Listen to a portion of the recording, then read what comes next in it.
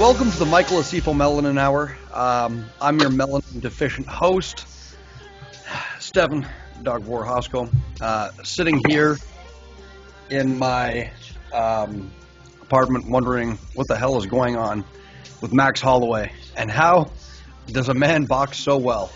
But enough about me. Enough about me. Shut up, Mike. All right? You'll wait your damn turn, okay? This is Michael Asiffo, a man who likes to say he's going to pick up his sister from work, and then heard about that? Disappears into thin air. Disappears. So, Jeremy, why don't you tell us about how Mike likes to flake on commitments? You want to get to know your hosts a little bit out there, studio audience. I'm surprised Michael even remembered that we had a podcast today. This guy forgot to pick up his sister when she literally called him from work. She didn't say you called. Hold on. His own flesh and blood, by the way. His own flesh and blood. Have some respect. Have some respect, Mike. Mike, this guy, put some respect on it. Talking here, guy. I'm not surprised, Jeremy. This guy forgets his own sister. I'm not surprised he'd forget speaking cues. All right, Jeremy has the talking stick. Okay. I have the conch. You know what happened to the kid who had the conch, right? Yeah. Okay, just making sure. Why is everybody always golden? It was a beautiful system. All right. And she didn't even ask him to pick her up later on in the day. No, she's like, "Can you pick me up right now?" He goes, "Yeah, I'm coming." He says, "I'm coming at 7:00. It's 7. Tell me why at 7:50 I get a call from my little sister going, do you know where Michael is?" I'm dead asleep in my bed. No, I don't. And this guy, Michael, can you tell us what happened? Why you? So first of all, what happened? Did the CTE kick in? What happened? I heard it was the Mongolian children chained in his basement that he had to attend to. Listen, first of all, she called you. Yeah. Then Danny called me, right? Danny, friend of the show. Look at David's shit-eating grin. David's just soaking this drama and he's loving it. Look at that. It's like he's witnessing the Ghanaian Civil War and he's like, Nigeria, right? we mop up and take the remnants. Gotta have a civil war? Hilarious. Man, look at. Okay. Anyway, so basically, Mike was Daddy late. calls. And he completely forgot about his little sister. Boom. Forgot about his little sister. Unbelievable. Look, usually Mike's problem is coming too early, but yesterday he came way too late. Whoa. If I had a sound button, I would hit the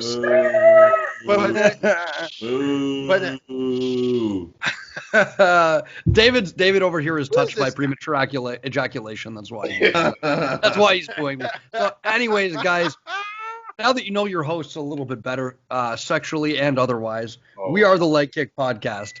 I'm here with Michael Asiffo, David Agbaire, the ambassador from Nigeria, and finally we have Jeremy Asiffo, representative of the third-party gang in Los Angeles, the Purple Prowlers. I don't know, what are they called? The alternative to the Crips and the Bloods. I don't want to hear about your football team, okay?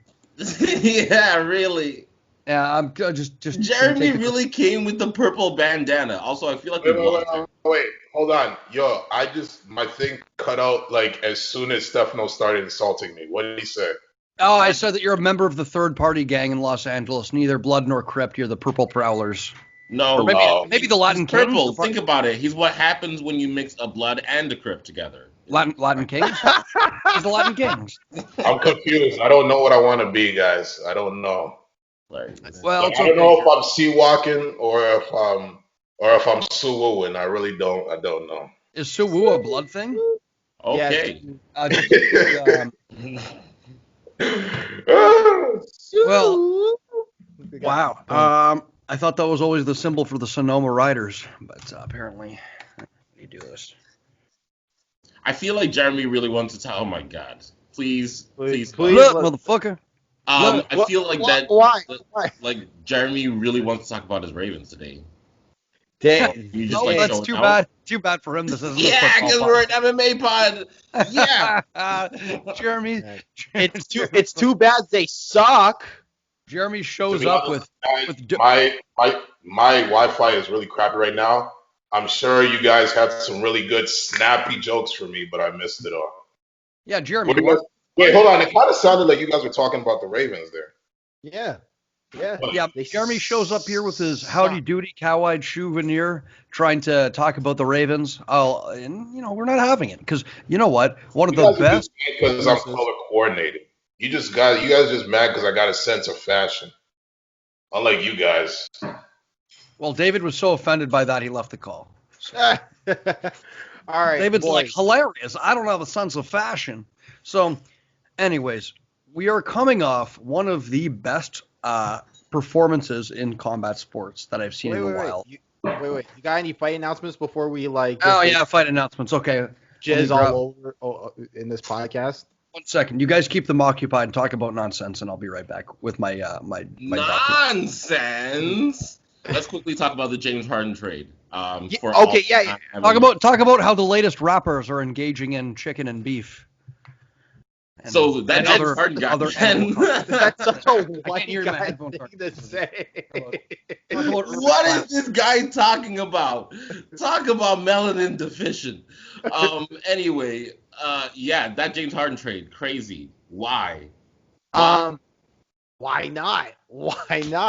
Hey, look. It's Brooklyn. I'm gonna say some right now. All right. Why have two nuclear bombs when you already have one, right? Like, who cares? Like, just get them all. Like, get them all. Why you have an armory of everything. What's one more? Just keep getting the weapons. Keep getting the weapons. Wow, wasn't that fun? Okay, guys. Anyway. Could James Harden be going to Brooklyn for the Chinese restaurants that are so delicious? That sounds vaguely racist. Anyways. No, swing and a miss. All right. I don't think they're. Yeah, no, Jeremy. Sorry, man. They can't all be winners. Anyways, we talked about Kattar. We talked about Ige versus Uriah Hall. Sorry, Uriah Hall. You mean Ryan Hall, right? No. 50-50? No. Okay.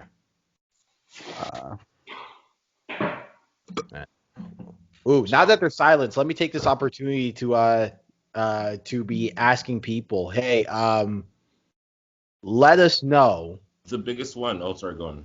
Go ahead, David. I was gonna say, actually, no, finish your thought. That's annoying. Let us know what. Let us know about some of your questions in the Ask Questions by Gmail, Asiffo@gmail. Oh, sorry, hold on. Nope, wrong one. thelegkick1@gmail.com. This guy just giving out his email address. You can also ask me personally at my email, Asiffo@gmail.com. No, yeah, send the dick pics to that email. Yes. Yep. Exclusively to that. That email. The Leg Kick email. Please send your questions to Mike. Send your penises. Yeah, and in fact, we will not read your question unless you send an accompanying dick pic. Dick pic, exactly. And these are we you heard it here, folks. We're asking for them. These can't be unsolicited dick pics. So. Exactly. We'll save up and we'll make a collage with the dick pics and Jeremy is so disgusted. Is that like, guys? Is that no, Jeremy's licking his lips. What are you talking about? Jeremy's over here like. I'm not disgusted, nor am I aroused. Jeremy's like. I'm just a Patreon, just sitting back watching you guys. I mean, any fan of the Ravens loves unsolicited dick pics, right? Oh Lord. Amen. Okay, yeah. So there is one big one that I saw this week, in terms of fight announcements. Miocic Ngannou. Oh, is it official?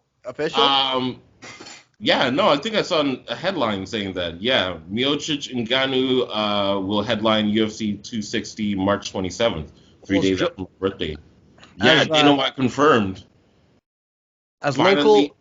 Sorry, I was going to say finally some movement in the heavyweight division. Finally. Well, as renowned sexual assaulter Joey Diaz once said, there's this is a matchup Stefano, between. You're extra. What's the word I'm looking for today? You're extra trolly today. What's going Yo, on? Am I guys, wrong? just Am I wrong? restart Did the he not pod? pressure women into having sex with him? If he didn't, then I'll apologize. But so, anyways, as he called Francis Ngannou Magumba and Ngannou, and he called Stipe Miocic Stiopic. So Yes, it's a matchup between remember that. Magumba and Stiopic. And I remember he got really mad about Brock Lesnar in his thing, and he goes, "That Stiopic motherfucker is gonna send him," and I was like, "Oh God!" Like, Stiopic. You know what he said before the first Stiopic Magumba fight? He was like, Stiopic's got to start eating those hot beef sandwiches with the sausage in the middle. Like, what does that mean? Why? Why does he have to start eating hot? What is a hot beef sandwich? And why does it contain a sausage? Why are Americans so disgusting? Anyways, Jeremy's not impressed. So the second, Jeremy's like, hey, I lived in the United States for several years, okay? I love those hot beef sandwiches with the sausage in the middle. I do. Don't talk about my people. So, anyways. Joey Diaz is my father. What's that? Joey Diaz is my father. Joey Diaz is your dad? Jeez. Yeah, I feel bad for the impending legal cases. Maybe we can start a Patreon for your dad. Something like that. Some kind of legal defense fund. Yeah, stop talking about my pops, man. We're also gonna put him up. If we put him up, Jeremy, I will put you down. Anyway. All right, yo, guys, we gotta keep moving. So let's talk about Magumba versus Stiopic. So, anyways. Oh, wait, hold on, David, one more fight. Oh, wait. Are we still talking about? We didn't even talk about Magumba. We didn't talk about Magumba versus Stiopic though. Well, honestly, I like Magumba's chances in this time. I just feel like he's a totally different fighter, not just because he has a completely different name. Based on what? Yeah, I was gonna say based on what?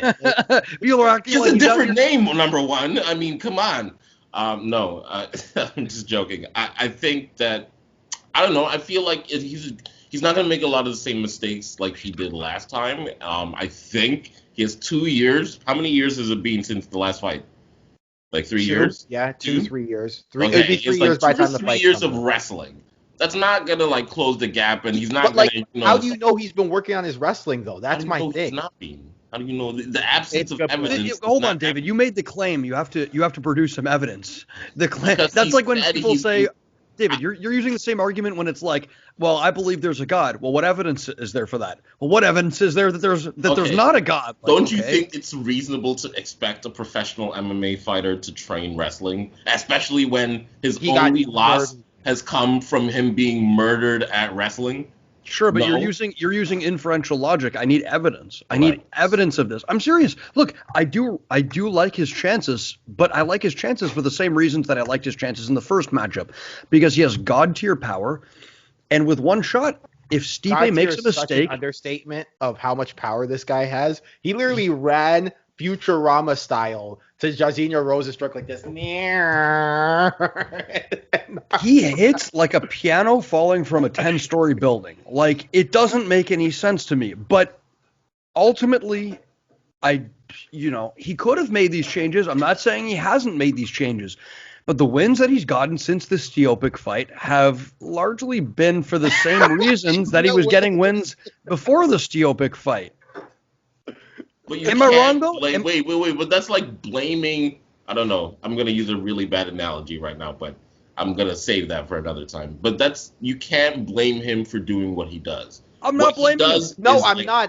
We're not blaming him. I'm not even saying that he doesn't. Seen it. We haven't seen it. That's all. It's just a question mark for me, right? Because he could have been diligently working on his wrestling. I'm not mad that he's doing what got him to the dance either. Yeah. Well, here's a spurious argument just for the sake of it. What we have seen since that fight is Miocic being knocked out. So. And then fighting. Hold on. Wait, sorry, go on. I interrupted you. Miocic was knocked out by Cormier. So who knows if Ngannou, if he hits him this time, even like if you remember in the first fight, like he landed a couple good shots, and Miocic just took them, and by the second round he was gassed and really couldn't throw anything. That's Ngannou was gassed. So if Ngannou lands something this time, we have seen evidence to show that Miocic can be knocked down. That's a legitimate point, and I think while he was able to sustain a lot of punishment in the second DC fight, the point remains he sustained a lot of punishment throughout that trilogy. And at a certain point, there's a point when, your chin is just not able to sustain the same kinds of beating it used to. So that's an interesting X factor. I mean, I don't want to talk about how. Oh, sorry. Go ahead. Go ahead, Jim. Go ahead. You sound like you're going to build off of his point. Go ahead. No, I was just going to say I think an interesting case study is Chuck Liddell, because remember when Chuck Liddell had god tier ability, like a god tier chin, he could take any shot. In fact, I think in one interview he said he used his chin as a defense, which was like, what? Wait, what? What Chuck of the Iron Chin, yeah. Yeah, right. And then all of a sudden, like just randomly, one fight, it just went away. Do you remember which one it was? The Rampage fight. It was the Rampage fight. First Rampage fight in Pride. Yeah. So it's interesting, right? Like it's, that's when we first saw it like deteriorate. But then when he fought Rampage the second time, then it completely fell off a cliff. So, with Miocic, I'm not saying, it's completely falling off a cliff, but there is evidence to suggest that your chin at some point just kind of says nope. And, I don't know if this is now the point, because he looked pretty good in that third DC fight. But who's to say that one good, perfectly placed shot from Ngannou isn't gonna, put him out? Well, I have a little bit of confidence in Stipe's chances in this fight, simply because I heard he's been eating those hot beef sandwiches with the sausage in the middle. Yo, I'm not gonna talk about what's likely to happen or anybody's technique, but I want to tell you what I want to happen. I want Ngannou to uppercut him out of the cage. I want this to be his rocket ship to stardom, and him to become the Mike Tyson of the heavyweight division. Like, I want to see like a new Fresno Ngannou who's ready to be that N-word. Interesting. Yeah. And who knows? This may be his moment of reckoning. What was the other fight announcement you had for us, David? I wasn't going to talk about it, but I feel like it's actually kind of related to our main event of the first card. It's Volkanovski versus Ortega. That's announced? Like, yeah, there's an announced. 8? Yeah, it's going to happen as well. It's going to be the co-main to the that UFC 260 card with Miocic, and I guess that makes sense. Heavyweight main event, and these guys co-main. But Ortega, I guess, is going to be getting that next title shot, which means that which should happen. Like, even though this was one of the greatest performances, then we'll get to it. Ortega deserves the next shot, right? Like, I think, Yeah, I mean, based off of one win in the last 3 years, sure, right? Unless my math is off. No, it is one win in like the last 2 years. But I think it's just a matter of like, you can't have a trilogy. Like, you can't have 3 fights in a row for the champ, right? Like, we got to move on. And Ortega did look really good against Zombie, and that was kind of the de facto number 1 contendership match, right? That was the time of the eliminator. So have at it, right? Here's the exception to the. Oh, sorry, Mike. Go on. No, I was gonna say, like, although, like, listen, I am the first person to say what we saw last night, like, and we'll get to it, was, oh my God, right? But here's the thing too, Mike, though, with are we gonna stop talking about the fights? Yeah, we're about to. It's just that with such a big. One more fight announcement. Oh, okay. Yeah, I was just gonna say that if you want to see a star on the rise in the boxing realm, you got Caleb Plant versus Caleb Tro. It's under PBC Promotions. It's gonna be on the 30th of January. That's a fight I'm excited for personally. Caleb Plant is one of my favorite up and coming boxers. All right, go ahead, Stefano.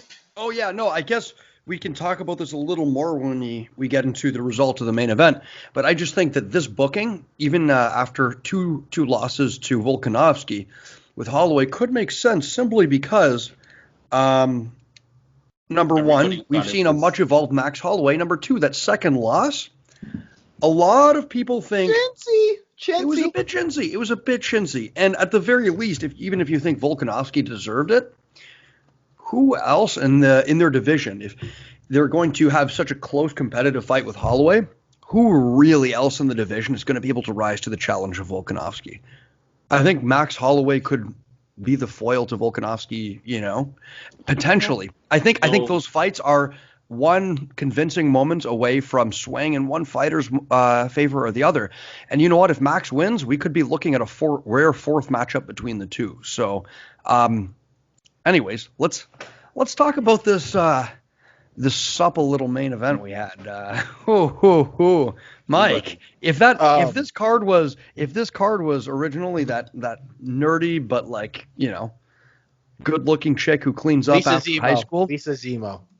She's now, let's not name any names, but I mean, she just got elevated to porn star status, if we're honest.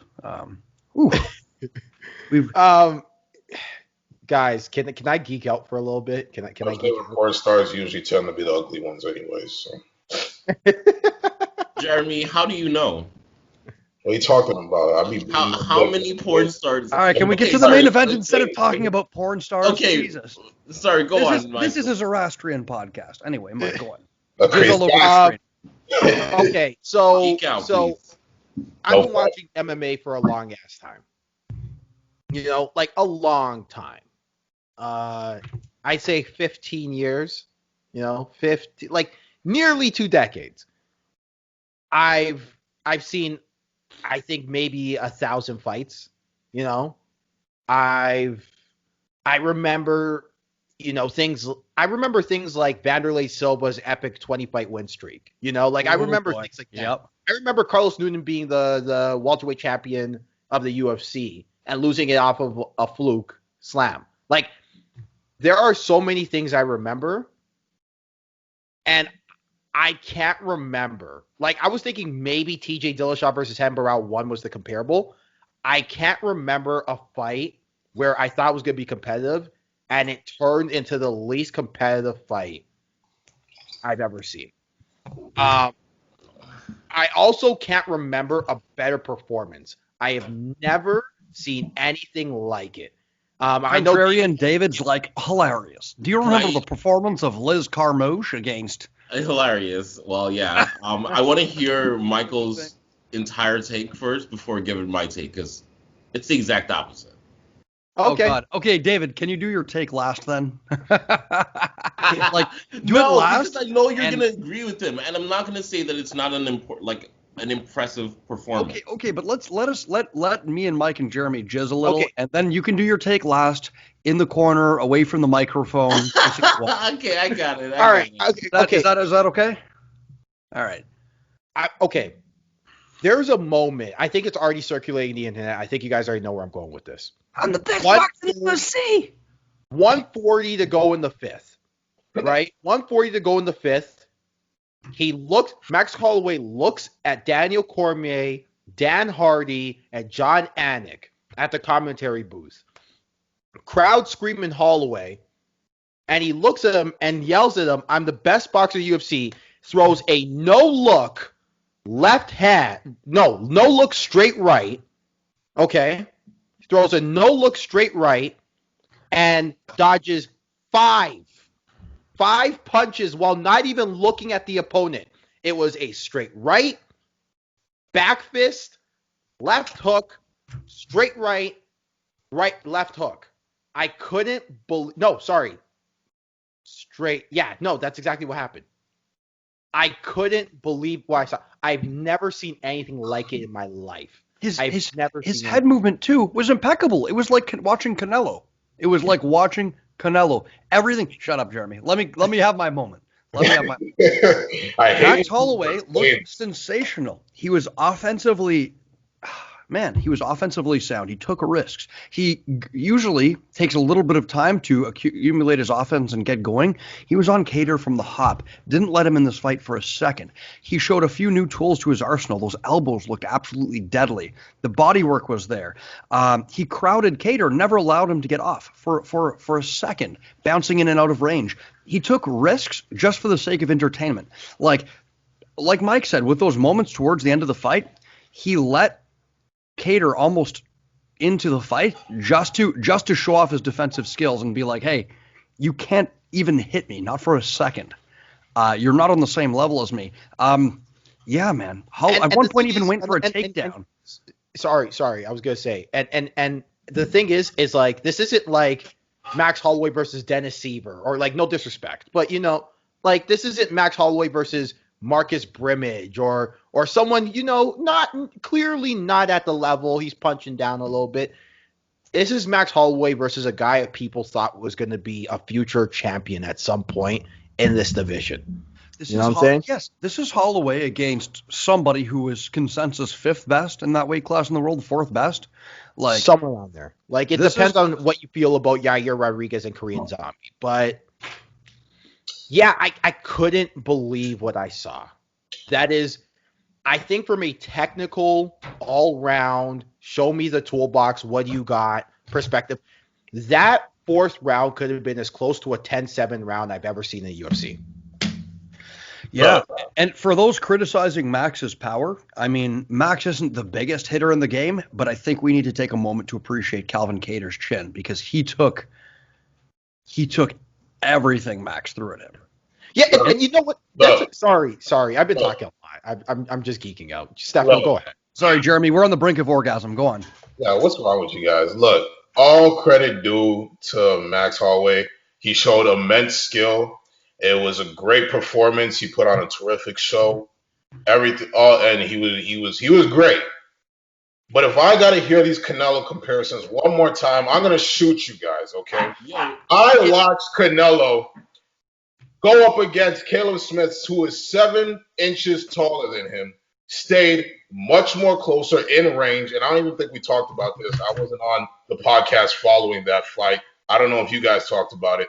But I watched this fight and watched Canelo stay in range, closer to Max Holloway stayed in range. And I know as UFC, you got to stay a little bit further.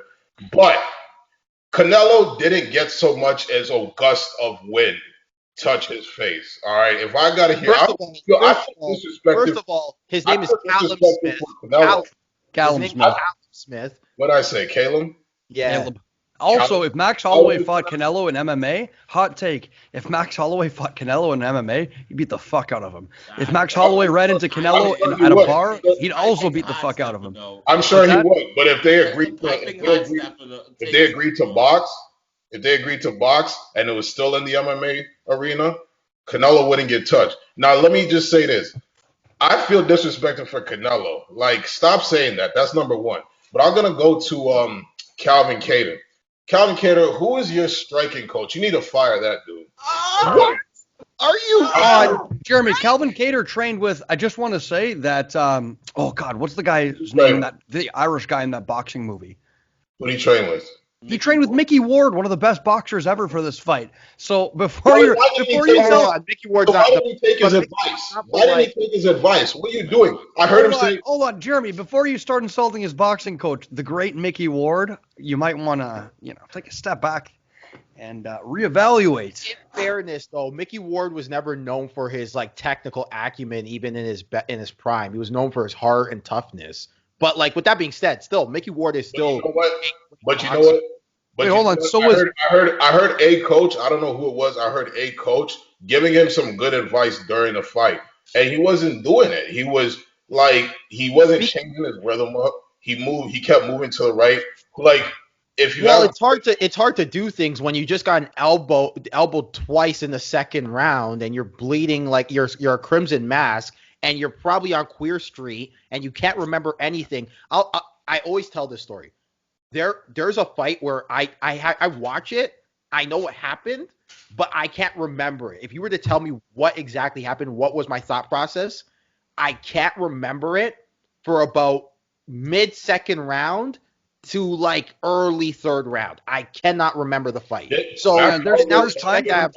Max Holloway fought a good fight, but this match was also a symptom of the opponent not doing what is necessary. If you're gonna engage in a boxing, if you're gonna engage in a boxing match, I'm not with that, man. No, if you're gonna engage in a boxing match, cold take, Jeremy. Friggin' use proper defense. What you're saying? You're saying his defense was good? Wait, Jeremy, we're talking about fighters at elite level here. No. This is the top. This is the top 1% in the world. Quick time. And Max Holloway was just a level above Calvin Kattar. Calvin Kattar has showed great defensive acumen in his previous fights against Shane Burgos, against Jeremy Stevens. Problem is Max Holloway is just a level above him, and he would not be the first person that Max Holloway looked like this, because Max Holloway is potentially one of the all-time greats. You see, okay, I can't even, with all due respect, for me, I don't think that it was a case of Calvin Kattar being bad necessarily. Like, I don't think he even fought a bad fight. I would say, like, especially when he was on the ropes, for example, in the fourth round, taking those hellacious elbows from Holloway. Instead of quitting, like a lot of fighters would, instead of, doing something dumb, what did he do? He kept his hands up and eventually started swinging wildly, which was actually smart. You know what? I'll even go a step further on that. Is that you'll see some guys, like, they'll survive, but you know what time it is. It's time to get out of there. It wasn't an Anthony Kattar had his moments. One time that Calvin Kattar won an out in that fight. Not one even time. Close. Like, and that's even ignoring the fact that throughout the fight he landed some good shots. It wasn't like, don't get me wrong, he was never really like truly like winning the fight. He wasn't competitive, but I mean, I wouldn't even say it wasn't competitive, because the first round was kind of competitive. No. Like, no, I disagree. No. What fight were you watching, David? No. You know what? It was way competitive than David put on the Caleb Stevens fight. Just to jump in, you can't be Canelo because you weren't that much in range of the punches. He was, like Israel Adesanya was saying, he was throwing and hoping. I hope you guys saw that. I know I saw that. No, maybe I misassessed it, but he was Canelo's a reach. That's sometimes you gotta throw and hope. Sometimes when you're being swarmed. Number two, real quick, and also I thought that the Justin Gaethje Tony Ferguson fight was one where it was two guys who were supposed to be, because Michael said something earlier about that was going to be my take. Supposed to be close, but that was going to be my take. It was an impressive Max Holloway performance against a pretty game Calvin Kattar, and we all know Calvin Kattar is a good fighter, and we all know Max Holloway is a good fighter. But the thing is, like, I think at one point DC said that reminded him of Ali, and also the head movement was like Canelo. Like, come on, like the hyperbole was a bit like was turned up to 11. I love when anyone makes comparison to somebody that came before us. They've got to be like, no one's like Ali. Why? Because Ali's old. Take it all. It's not because no one's like Ali. Do we have to give reverence? Do we I think we should give reverence to Ali. We should give reverence to the greats. But like, it's not even the same. I'm not of the mentality that we can like, we they have to be elevated to God status. Like, they were human beings. Ali at times looked very average. Especially later. But like, what I will say is this.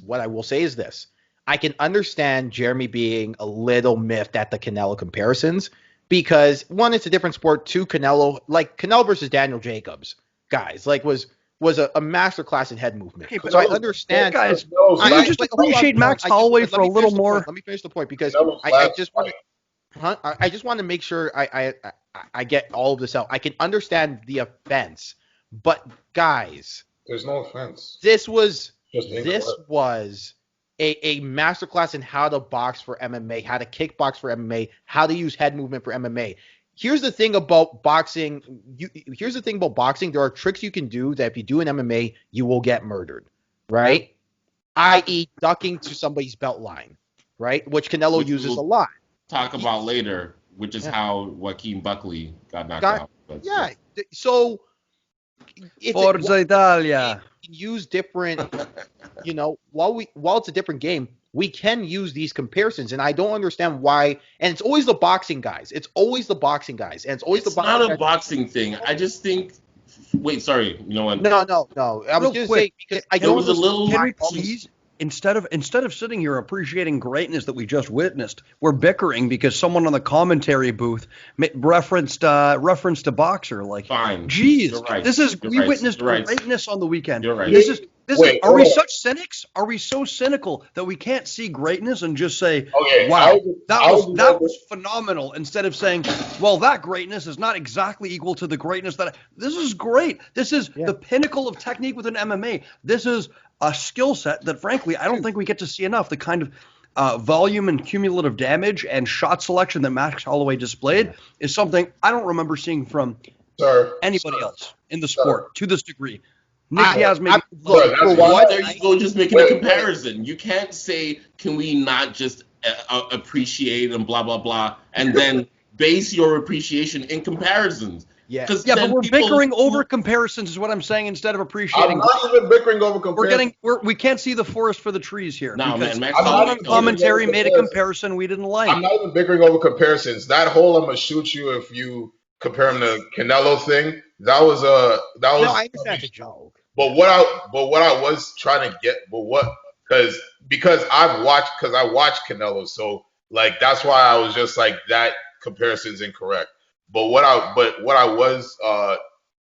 my point that I was trying to get out before as you guys were slamming it, was the fact that I didn't think that Calvin Kattar was taking the instructions, or he wasn't being given good instructions by his striking coach. His kicks were nice, but his boxing wasn't good. He was throwing and hoping.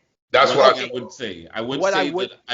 I feel like Calvin Kattar, perhaps at least early in the first round, could have used like leg kicks a little bit more. Obviously, easier said than done because Holloway was moving so much. But Holloway also began with kicks. He did the same kind of strategy that Volkanovski used against. That's exactly the part that threw me off, because you would think the game plan is to leg kick Holloway, who's such a boxing intensive fighter, but Holloway came out with the kicks, and almost immediately, like, Calvin was like, oh yeah, I'm supposed to kick him, and he tries to do the kick and he misses, and it almost like sets the tone for the entire fight. Yeah, and as Jeremy, to your point about throwing and hoping, Max Holloway is also a master of manipulating range. He's just throwing that 1-1-2, leaning forward at the hips and just letting you think that he's closer than he actually is.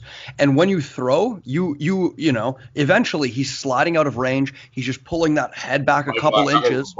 Before you jump in really quick, go ahead, Stefano. He's pulling that head back a couple inches, and to be frank, you don't know where he is at any particular time. And that's the effect of being a master of manipulating range through footwork, through sliding it out of range, and through keeping his head on the front leg, pulling it back to the rear leg.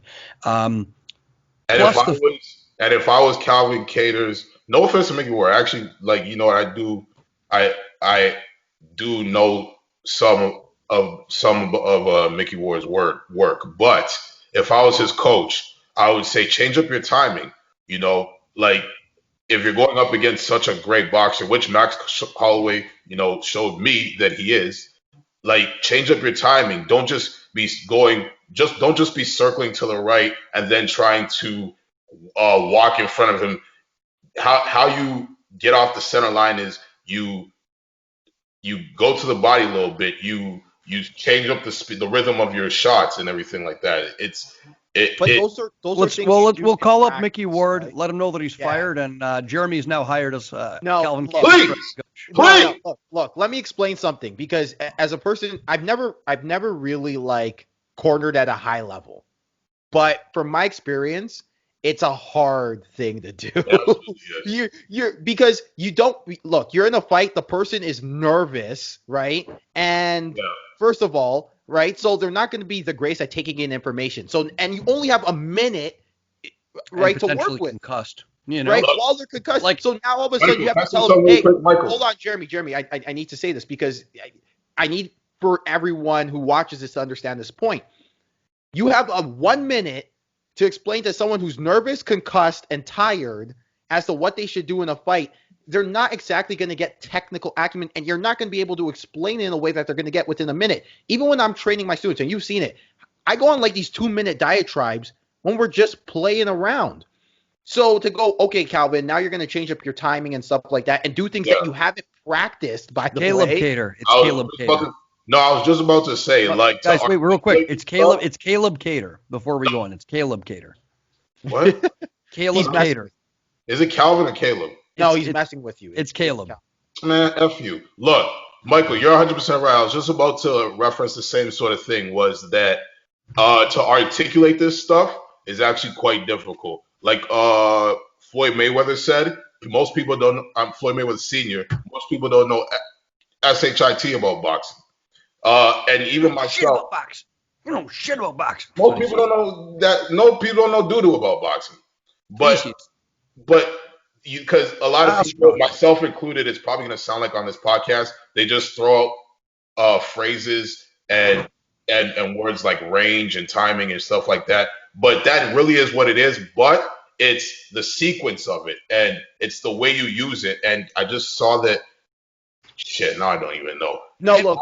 Can we address the elephant in the room, though? Can we address the elephant in the room? Can we address the elephant in the room? What's the elephant in the room?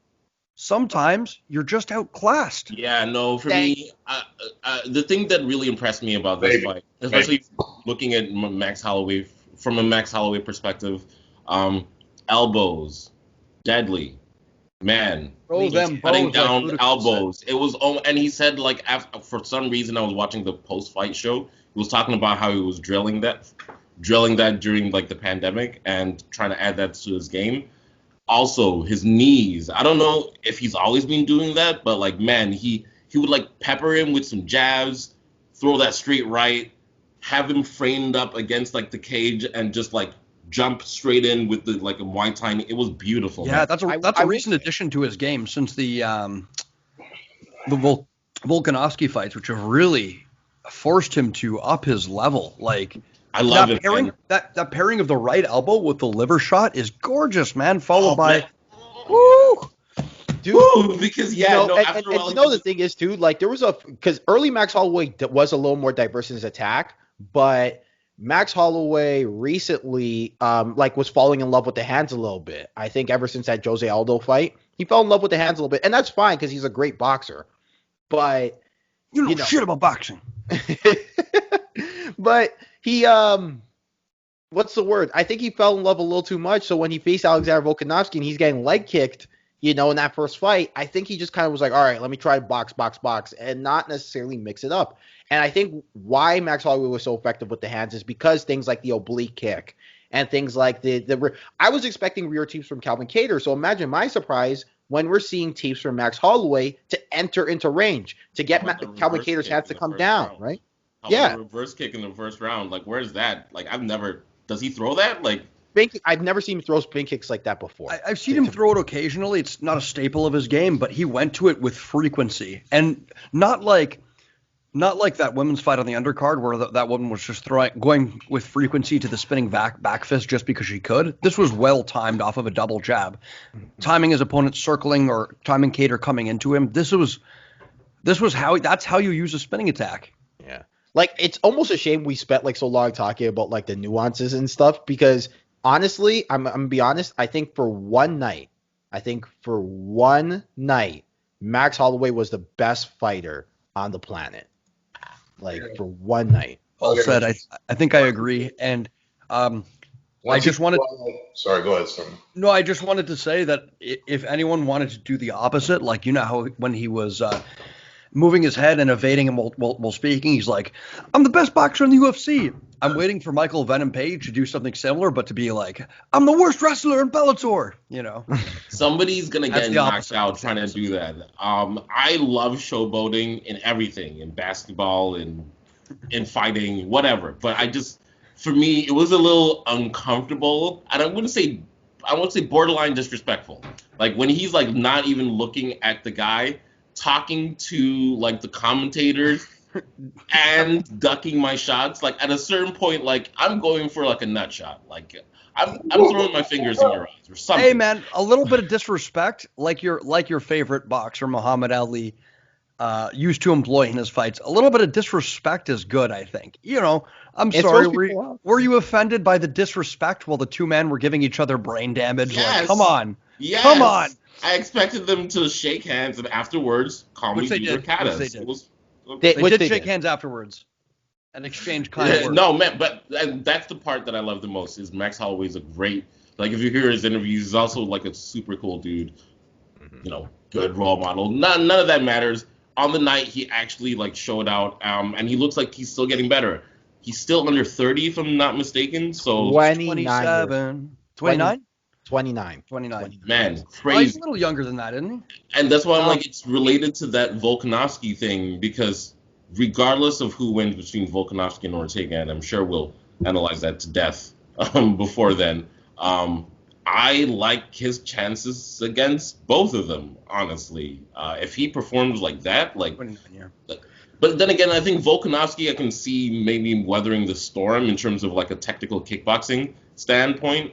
Man, those a little bit- two bring out the best in each other, They man. bring out I'm the so best in each excited. other. Yeah, but like if he goes against Ortega, and that's the funny thing because Ortega looked amazing last time he fought. But if he goes against Ortega like that, man, how do you not see a repeat of what happened? Yeah. Like, right?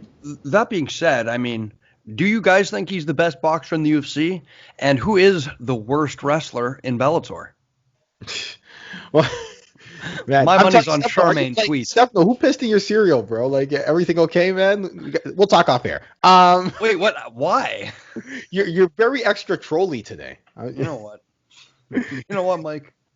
I don't know what. But honestly, who is the worst wrestler in Bellator and best boxer in the UFC? My money right now is on Holloway as far as best boxer in the UFC. Although I think there's a case to be made for Masvidal and McGregor, but try and change my mind. I feel like you guys are just Why saying does the it best matter? boxer because of that whole one moment where he looked away and dodged. No, it's because of his It's been a technical thing for a while. boxing. No, And it was also good. going into this, if Best boxer for in the example, UFC, Jeremy, not the best boxer in boxing. hilarious, and Well, also But I'm saying I feel like you guys are just being. no, we watched the Like that fight, one Jeremy. moment? What are you talking It's about? that one moment. It's that one Jeremy, moment. were we not just? Jeremy, Did you this not has just been hear the us discussion. watch? Most of Jeremy, the hold on. fight. You go on Sherdog forums, and this is a discussion people do all the time. Jeremy, Like- were we not just Look. waxing lyrical about his manipulation of distance, his timing, his ability to put Yeah, the combinations entire together? fight was great. The entire fight was great. But that one moment is what you guys are saying, or what you guys are using. I can tell. That's what Okay, Michael. no, used. okay. Don't do What- that, who is Jeremy. the best- That's what Like, Michael. Jeremy, Who Jeremy, is the best boxer in the UFC? Who is the Jeremy, best I'm boxer in the telling UFC? you. And the worst Jeremy, wrestler in I'm telling Bellator. Jeremy, I'm telling you, it's a thing people talk about. Like I'm not like Jeremy, it's saying not Max, then it. who? Yeah. Who's your candidate? It's not Max. No, man. Stevie? Who is? No, hold on. I want to pin him down on this. Jeremy, if it's not Max, then who's your candidate? Who do you nominate? No, for me it is Max. But I'm saying, but what I'm saying is like, why you guys saying that? Why you guys saying that? Feeling Like, roasted. why you guys saying he's like head and shoulder? Like it's whatever. We I'm never- saying you guys. I think Like he's Nobody's head and saying his shoulder. head and Look, shoulders. I think Those he went guys to said- Avatar State that day. Wait, Like, can I look, just say something also? yes. We did a preview show literally 2 days ago, and on that show, I said that I felt that Calvin Kattar was the more technically proficient boxer than Max Holloway. In the build-up to the fight, Calvin Kattar himself said he was the more technically proficient boxer than Max Holloway. That's why the boxing was a whole narrative. It's not just like us are just freestyling. That's why he was talking about like I'm the best boxer because literally Calvin Kattar said I'm a senior, you're a freshman when it comes to boxing. Like it was a narrative going into the fight, and I don't know if I would call Max Holloway the Because best. he made Cater look like a fool. That's why you guys are ready to give him the title. Hold on. give Did him we the- forget? Did we forget though? We're mentioning Max Holloway as the potential best boxer in the UFC, and I think this is mildly disrespectful. Have we forgotten about Cindy Dandois? Because I haven't forgotten about Cindy Dandois. You've been watching that OnlyFans, haven't you? Oh God, no! You can pay me enough to watch her OnlyFans.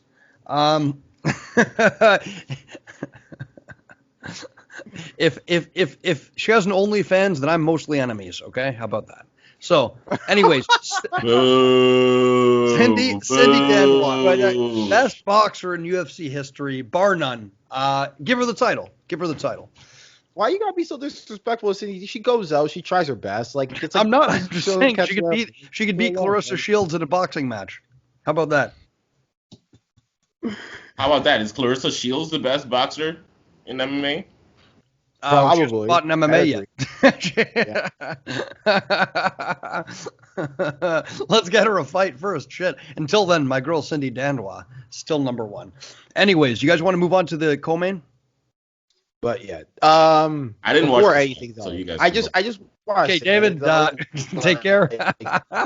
David didn't watch the rest of the card. That was also going to be one of my takes. Why was this card so early?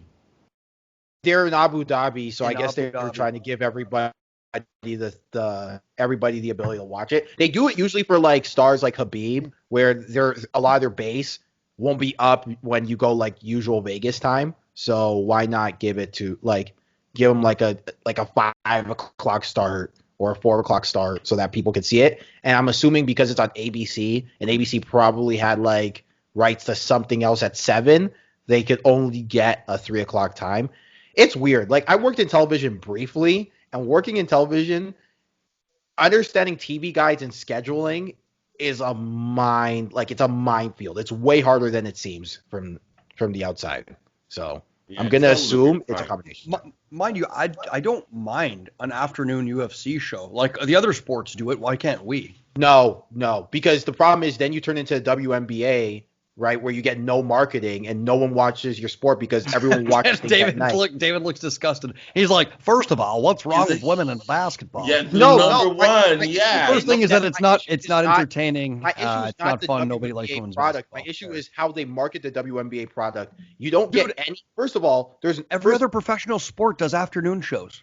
No, they do afternoon for games that aren't that important. But for games that are important, they're on at 6 o'clock at night or 7 o'clock at night. Bro, you have NHL Stanley Cup playoff games that take place. And that's why NHL's number 4 out of the four major sports leagues, and it might actually be number 5 in North America. Cut it out. No, hold on. It's number 4 because people don't care about hockey generally outside of countries where there's too much snow. That's the reason. It's got nothing to do with having shows, and during the afternoon. Let me explain something to you. In the 1970s, while the NHL was thriving, I can't believe we're having this discussion, but while the NHL was thriving and was looking to be like the cream of the crop in terms of getting people's attention, the NBA was struggling because they couldn't keep their guys off of drugs. And all of a sudden, because of marketing and the way David Stern was able to market his NBA, the NBA is now a $1 billion organization, and you could argue is the number 1 sports league right now in North America, while the NHL has been number 4.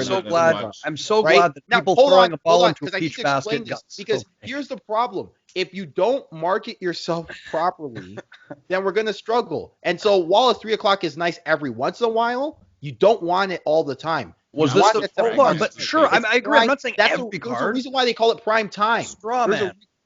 Sorry? Yeah, that was straw man. I'm not saying every card. I'm saying the odd card. This was not the premier card. This was a great card, but it wasn't UFC 260. There wasn't a title fight on it. Okay, so what's the problem? Fine. Sorry. I thought you meant all the time. I was like, okay. Also, I also agree with Stefano's point. Other sports do it. Like, what makes UFC so special? Like, look, all I'm saying is, if we do like a Conor McGregor versus Dustin Poirier, the only exception is... What if we market it at that time? What if we market it like a Khabib fight and we say this is the time? Look, 7 to 10 is still prime time in North America. So unless you have like a Khabib or some star where their star is outside America, where their time frame could suit a 3 o'clock, you don't want to do it. Right. Yeah, I mean, you want to fall within the pay-per-view window, but I still think afternoon is on a weekend is doable. Oh, is eating other food? My dog's stealing her dog's food. Hilarious. Hilarious. So, anyways, I would like to jump into the old man co-main event, but first, I just want to watch Lyrical a little bit about my Roman, my paisano, my Di Chirico, my fellow my fellow centurion in arms. Okay? Let's talk Nikitiko, shall we? Dude, the fight was like 2 minutes. Why? Like, What are we talking about? Joaquin Buckley could not enter range. He could not enter range on Nikitiko. Nikitiko kept him on the outside. Buckley trying this Tyson-esque head movement. And Nikitiko kept popping him from the outside with this cross and body kick combination, just like Crow Cop did back in the day, the southpaw double attack. And you know what? When you eat one too many body kicks, you brace for it, that hand comes down, and before you know it, it's coming to the head instead. And honestly, I think it's as simple as this, though. I'll be honest. I think it's as simple as this. Joaquin Buckley is too short for middleweight. Wow. Once again, everybody, please go back to the preview episode where this guy says, oh, it's going to be an interesting experiment to see Canada at that size. I know I said that. That's Mike, why. Mike is the No, I'm not. Mike's going to go back and change the episode now. He's going to voice over it. His mouth's going to be saying one thing. He's going to be like, interesting. But Joaquin Buckley is too short middleweight. Hold on. Because what I said was when it was an interesting thought experiment was because he was so short and because I didn't think it was going to work. What I said after was, out of all the top 10, there's only one guy under 5'10", and it's Kelvin Gastelum, right? So how is he going to do it, right? I think he might have the style for it because he's light on his feet and he has good head movement. That's what I said. So don't take me out of context, first of all, right? No, Mike. We didn't take you out of context. We very much put you in context. You're like, well, what's that white guy who talks about sports who doesn't like Floyd Mayweather? That's what Mike is of this podcast. Huh? All of them? No, Merchant. Larry Merchant. No, not Larry Merchant. Oh, Skip Bayless. Skip Bayless. Mike's the Skip Bayless of this podcast. Don't go there, Skip. Don't go there, Skip.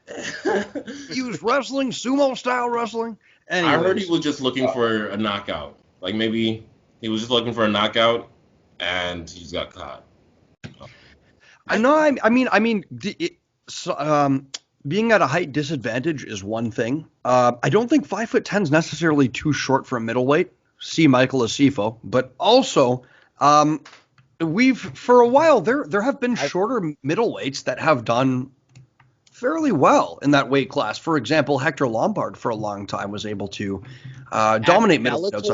At Bellator, we're talking about Bellator. Kelvin Gastelum. That's when Bellator 185 was good. The exception, right? Gastelum, Tim Kennedy, not particularly tall. Tim Kennedy's over 6 feet, so you're over 6 feet. This is my thing, is that, look, at some point, right, look, if we can do it with basketball and guys, you'll see guys who are 5. Remember Akil Carr back in the day in basketball, guys? Not Oh, Stefano, yeah, I remember Akil Carr. He sure know how to put the pigskin in the peach basket. Anyway. No, but my point is that, everyone thought he was probably going to break the norm, and he had a really good style. He could jump out of the gym at 5'4", and he was dunking on 7-footers. And then all of a sudden, he gets to college, and it wasn't the same, right? Now, there's a lot of off-the-ball stuff that happened, but my point is to relate this to basketball is that – relate this to MMA is that at some point we have to kind of we have to start asking questions. Do you remember that, guys? Do you remember that moment in basketball history? No, but at some point you have to start asking, at what point does it are you limited by your physical disadvantages? Kelvin Gastelum makes it work.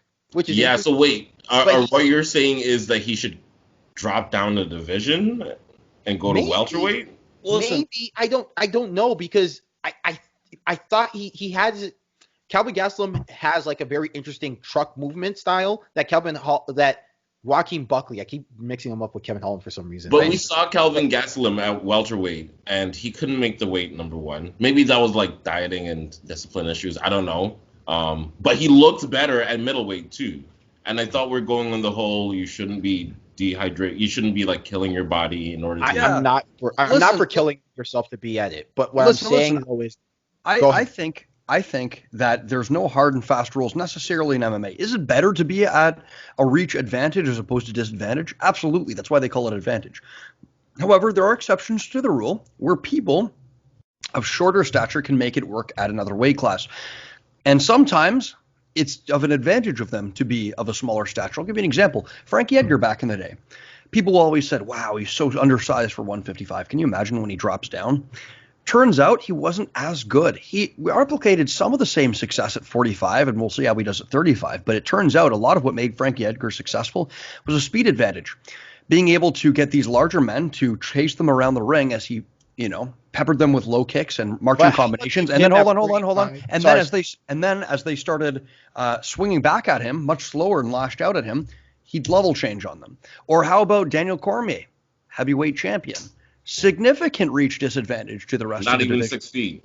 Yeah. So some people are able to make it work. So before we write off his chances at middleweight, I don't know. I'd kind of like to see if he can make it work. Exceptions to the rule. Exceptions, right? And for the record, how about it's just Frankie Edgar got old? Like, he got old. Yeah, but he got old, but he wasn't always necessarily missing a beat. When he was beating Uriah Faber and knocking out Chad Mendez, when he had fairly competitive fights against Jose Aldo. I mean, come on. Let's not underrate his success at 145. But all I'm saying is that I saw Joaquin Buckley in that fight being largely uncreative and not using typical tactics to close range, especially against a southpaw that I would like to see. You didn't see him resorting to the calf kick. You didn't see him taking a step backwards and circling the ring. He was largely just trying to chase down the taller, longer opponent using trunk movements. And man, I gotta tell you, he just fell victim to the southpaw double attack. I think there are technical things he can adapt to his game as well. Point remains, is he undersized for the division or at a high disadvantage for the division? Yeah, you're probably right. Right? No, yeah, but the reason why I thought he could be interesting is because he's very similar with the truck movement to Calvin Gastelum. And Calvin Gastelum made it work, so I was like, okay, he's Calvin Gastelum but can kick. Maybe it could work. Of course, he's not like as good as Calvin Gastelum. That's not what I'm saying. But what I'm saying is he could maybe make it work, but it's hard, guys. It's hard. Like me after seeing that Max Holloway fight. Am I right, guys? Am I right? So, yeah. You want to address the elder statesman who competed on this card? Oh man, I wish I could sing the Matt Brown song right now, but it probably wouldn't translate well. Matt Brown song? I actually didn't. What is that? Is that a thing? Pardon? Is that actually a thing? The Matt Brown song? Matt Brown, you're a good man. I really like your elbows. Your top control is underrated when you're really won the Lawler. I actually didn't watch this fight, unfortunately. Oh, okay. Timing. Mike, tell me, when we were previewing this show, of all the ways we predicted this fight could happen, I will eat my words. I will eat my words. Did I even think that Condit could take Matt Brown down and out-wrestle him? Was that even a suspicion for any of us? No, but I told you it could happen, though. Like, guys, I said it. I told you guys. Like, well, I don't want to make it sound you're a wrestler now, in the words of Nate Diaz.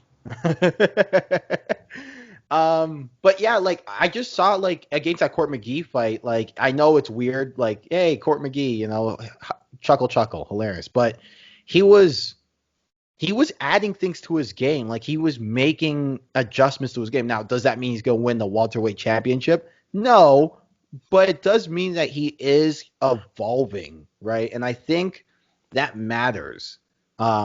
So, yeah, like, my point is that, like, I just thought, I thought Carlos Condit was going to win because he made those adjustments. So, and what we saw here was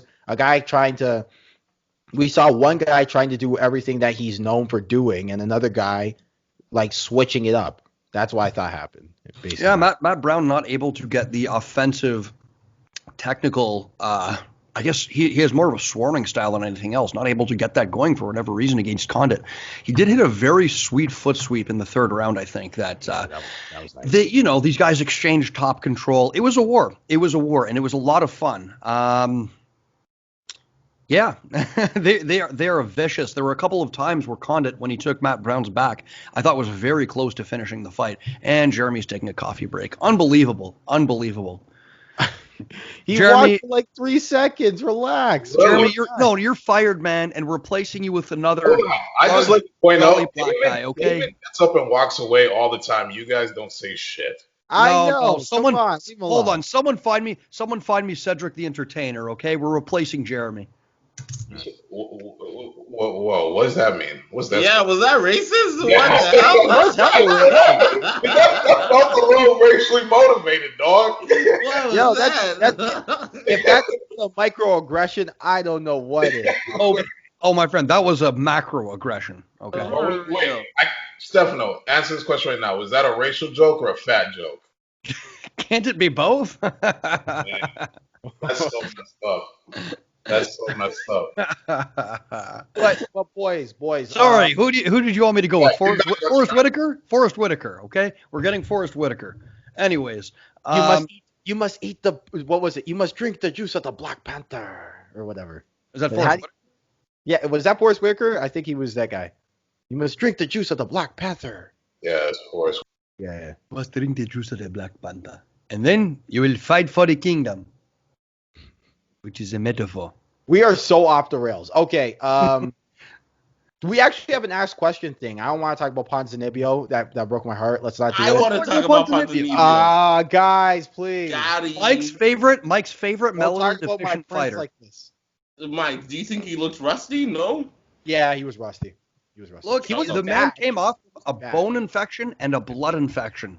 Yeah, I mean, so these are things that end people's lives, let alone their athletic career. So early on, I mean, Li Jingliang has some weird ass timing, and obviously Ponzinibbio was struggling to get it. Still managed to land a few good leg kicks, but just way overextended himself on a cross. And Li Jingliang just, as Ponzinibbio was trying to circle back to range, clearly caught out of position. You see him leaning back at the trunk, and Li Jingliang just ended his night with that left hook. With that hook, you know that hook? You think he was just like it was a prayer or what? No. He was feinting that hook like 30 seconds before he threw it. Like that was not a prayer. Honestly, Mike, I would say he took advantage. How he threw it. It was a weird angle. Like that's why I'm asking. It was a weird angle, but Ponzinibbio was clearly out of position, and Li Jingliang recognized that he was out of position and just swarmed, and that's what you got to do. You know, I don't care if it's a bus driver uppercut or a flying hammer fist. When your opponent's out of position and their head's leaning away from their stance, you capitalize on that.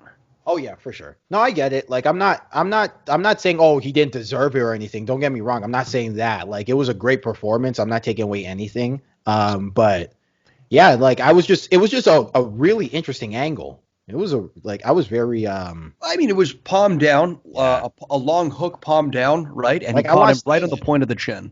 Yeah, I want to steal backing away. Yeah. Sorry? No, it was clean, but in general I was going to say that Leach or whatever moved weird throughout the fight. Like his movement was tricky. He does the thing a lot of people, like a lot of striking coaches, I'm guessing would say you shouldn't do in terms of like moving a ton, like in like trunk movement before you're even like when you're nowhere near the fighter. Like he does that a lot, I feel. You know who does that a lot actually? Like not in terms of like truck movement, but he is a weird moving kind of guy. Elias, the Canadian, yeah. Elias, right? He does like movement too. Like he actually moves. Li Jingliang, I feel like, was way more stationary and was literally just like almost, I wouldn't say like shadow boxing, but almost like slipping in and out when there was nobody there. But it works because then you don't know when you're going to throw.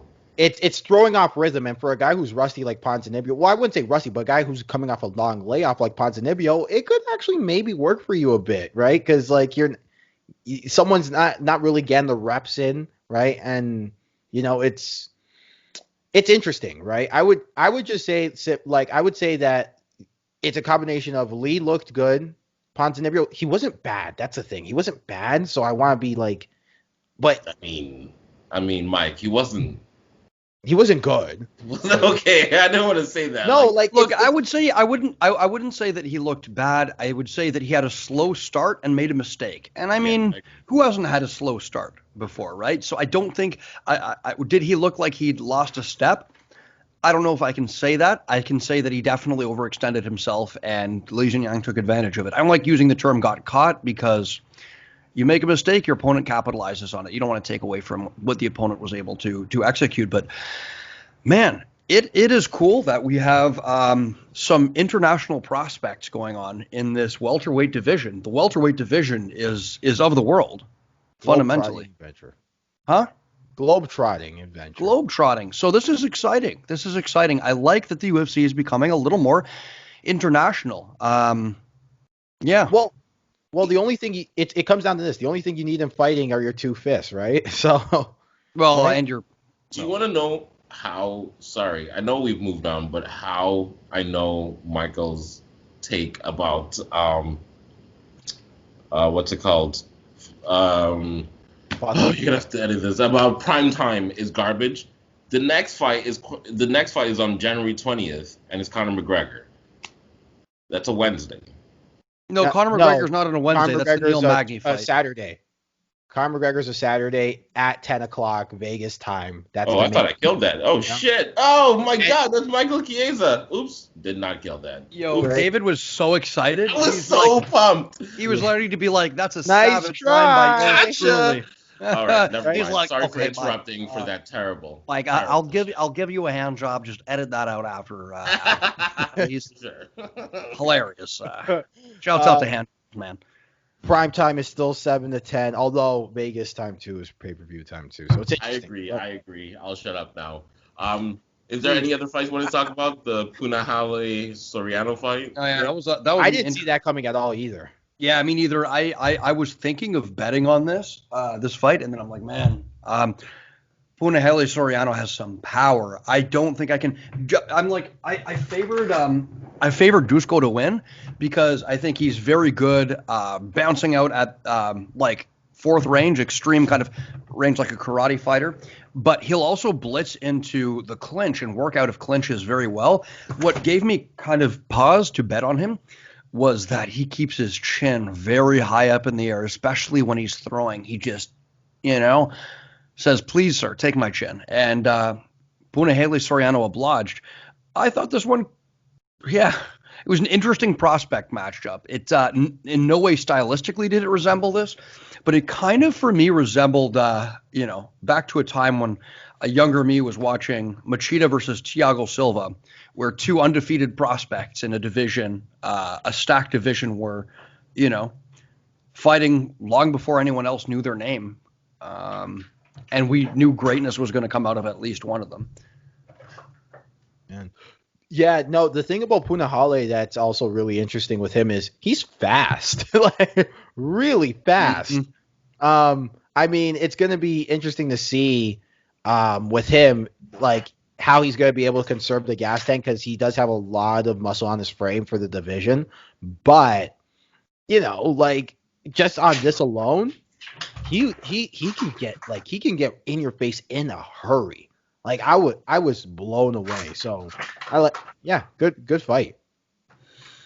Yeah, and I'm interested to see where their careers take them from this point forward. Now, I guess we're not covering the prelims, so we've got an ask question. I guess we should cover that next. So our first question is, Mike, why are you so mad? Why am I so mad? You don't know the mad producer? Never mind. Actually, that one should have been for Jeremy. It would have made more sense. Jeremy, why are you so mad? No silence, no cell. Okay, awesome. What's the real question? Oh, have you ever heard of a little something called pause for dramatic effect? Never mind, you ruined it. No, yeah. It's okay. Jeremy's being replaced next week, anyways. So mad. What's the question? Oh, okay. So the question was, someone was actually asking about sparring because Max Holloway apparently doesn't spar anymore. Robbie Lawler doesn't spar anymore. There's just been movement of no sparring, and they're asking, I gotta say something about this. Okay, go ahead. Because they changed their tune like 4 or 5 times on the broad. Do you hear that? Yes. Boomy. Pick a quieter one. Maybe. This is every week. There's the dog does something. So like this is he's the mascot of the show. Okay, he's the heart and soul of this program. Hey, and we should bring Chi-Chi. Is that her name? Chi-Chi Coco? Your name? Chi-Chi. That sounds like a homophobic slur. It's Cece. Cece. What is it? Chi-Chi, poo-poo, Coco, yum-yum. Anyway. David, having a dog that little, it is a homophobe. Chichaman that, a chichaman thing that, you know. Chichaman ting that bamba clat. Anyways, guys, so we're gonna have to edit that one out. as far as sparring goes, they change their tune on the broadcast a lot of times. They're like, he doesn't spar, and then they're like, he doesn't spar hard. And that, I think, is more what they were getting at. Because to never spar in camp, like, people get the idea that these guys, when they say they don't spar, that means they just hit pads. That's not the case. These guys are doing light sparring. Mike, what's the metaphor I use every sparring day when we're going light? Touch spar. Touch spar. And what do I say? It's like you're... I'm drawing a blank. What do you usually It's like say? you're like you're punching your grandmother in the face.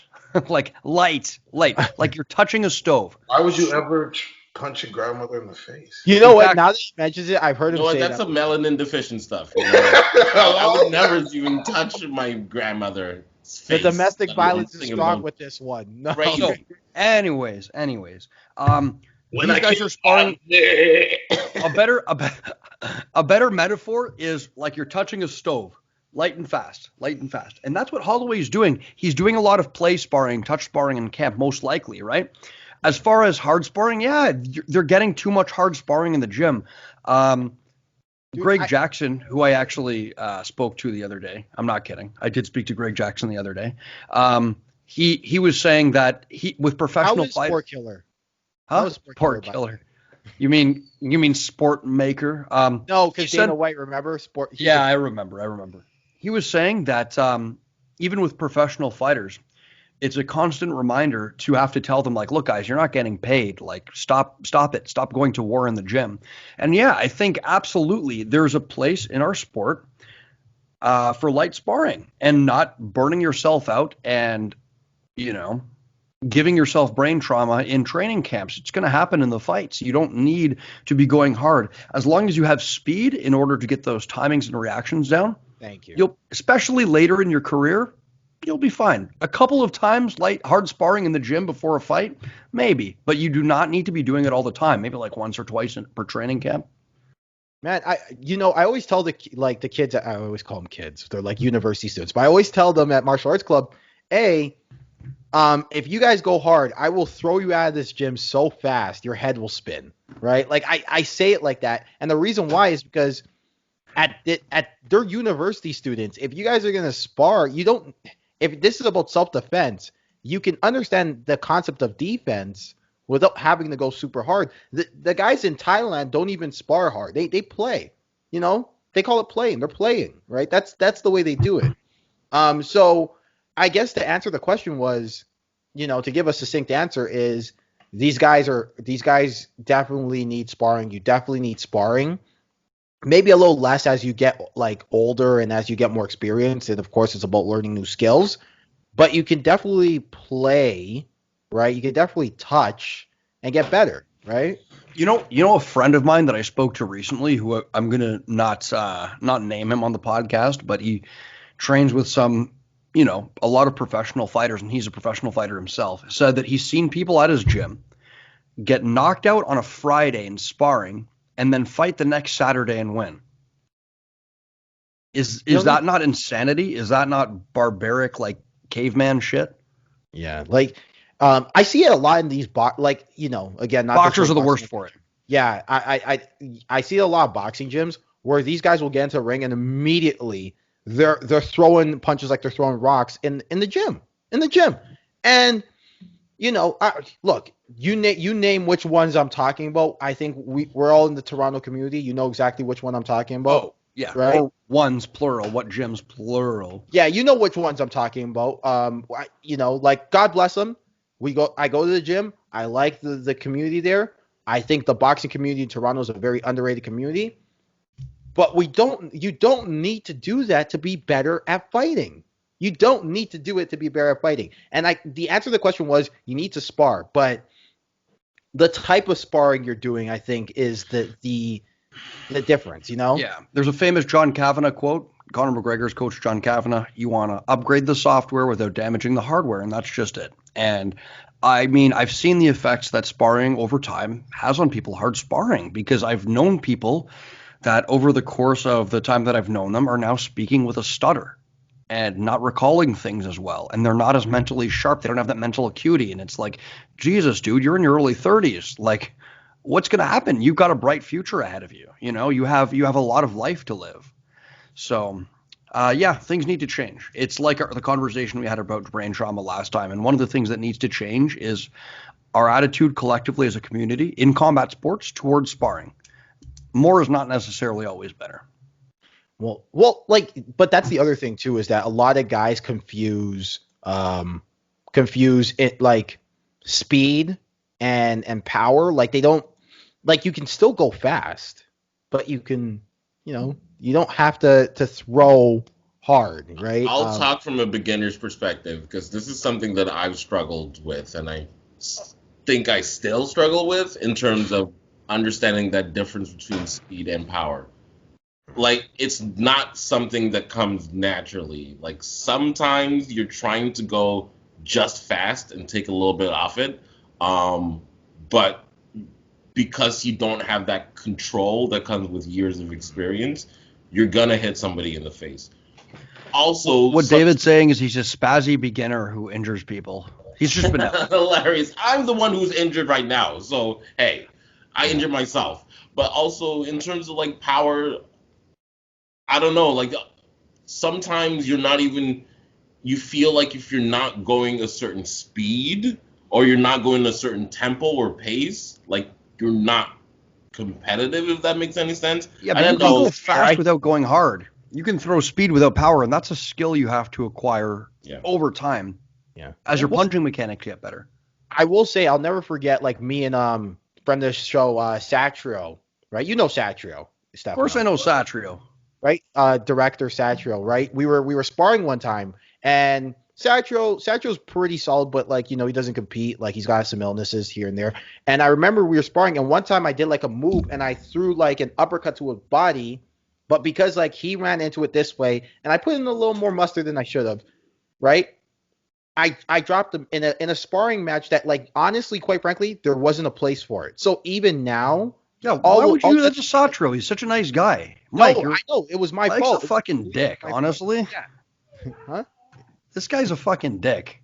Why would you do that to my friend Satrio? We're fighting the next time I see you. Right. You think just because you look like Hannibal Buress, it's funny to drop people who don't fight? What the fuck? This is the exact conversation we were having before. Guys, am I alone here? Is Hannibal Buress a fucking dick? Man, look at the no sell, No sell, man.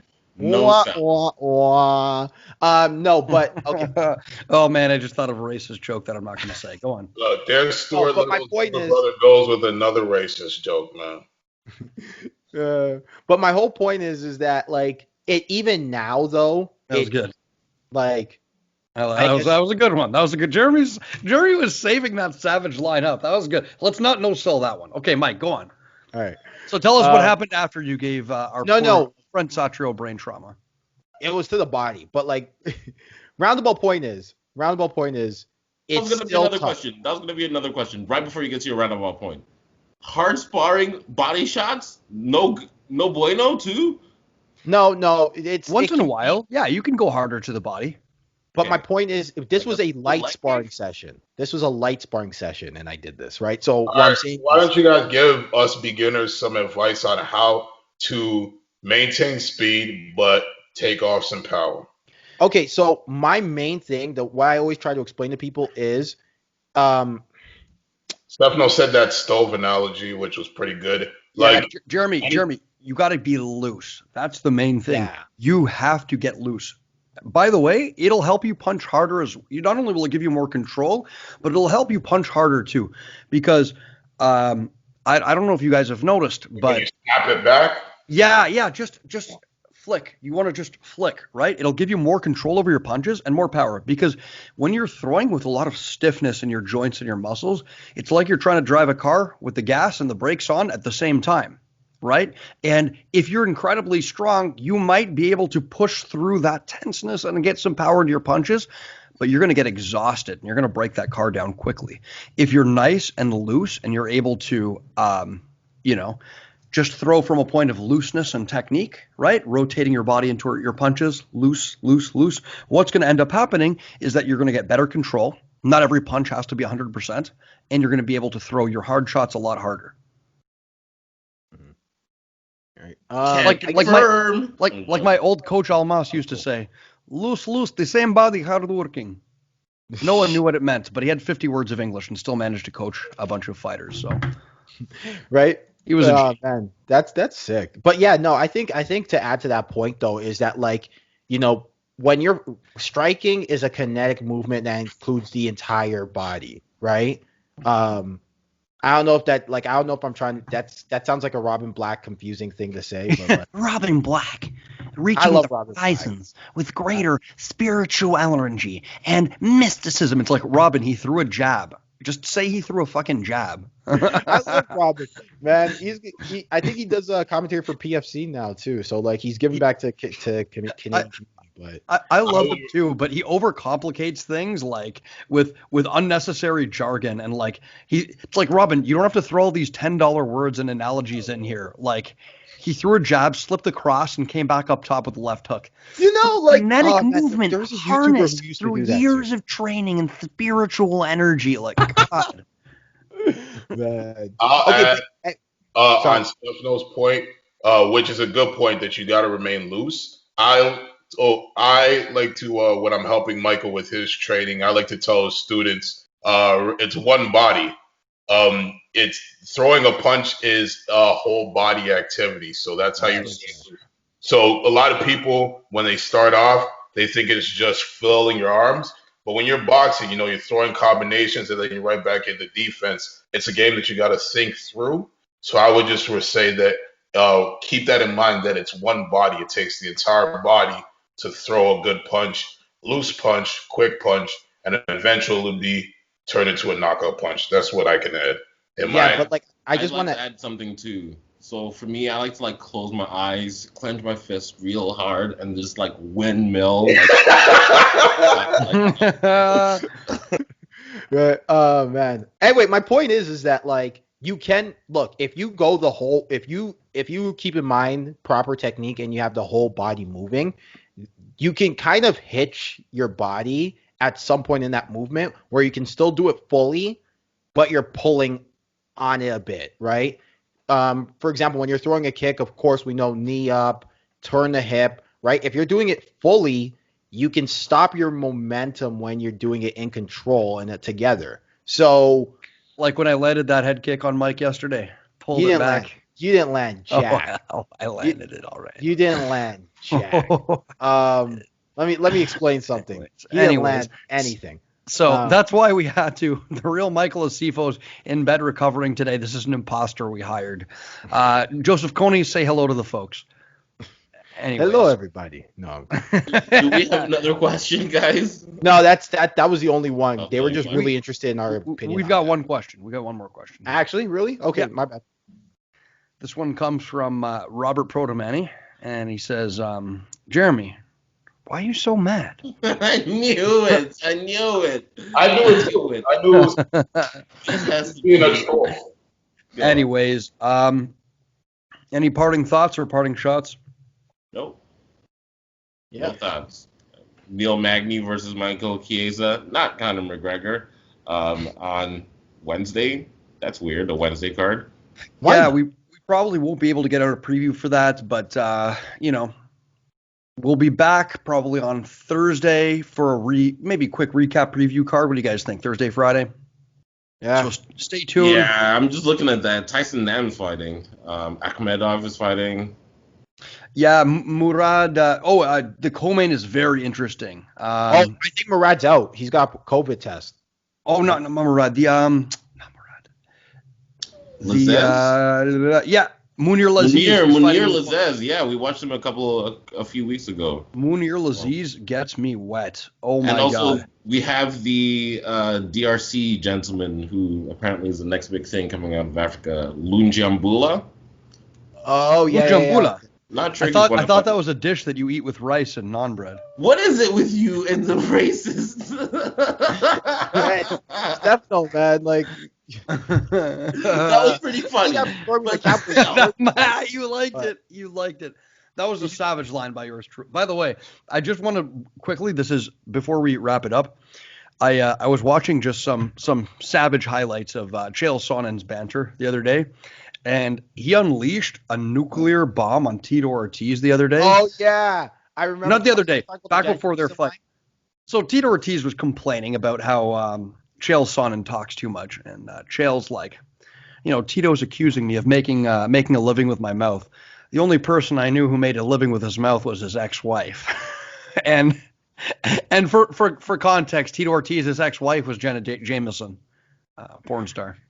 So that was Paul Daly in the back too. When that line came out, was losing it. That was a savage line by yours truly, he said afterwards, and yeah. Man. So, dude, I think the same. Was it the same press conference? He said something about Nogueira and thinking a bus was like it's. That was another one. When he was saying that, he was so racist towards Brazilians. I'm like, how did he get away with this shit? Like, yeah, he said that the Nogueira brothers, when they saw a bus for the first time in America, they didn't know what it was. So one of them tried to feed it a carrot, and the other one hopped up on its back to try and like ride it. He also was like, that's funny. That's not even racist. That's just funny.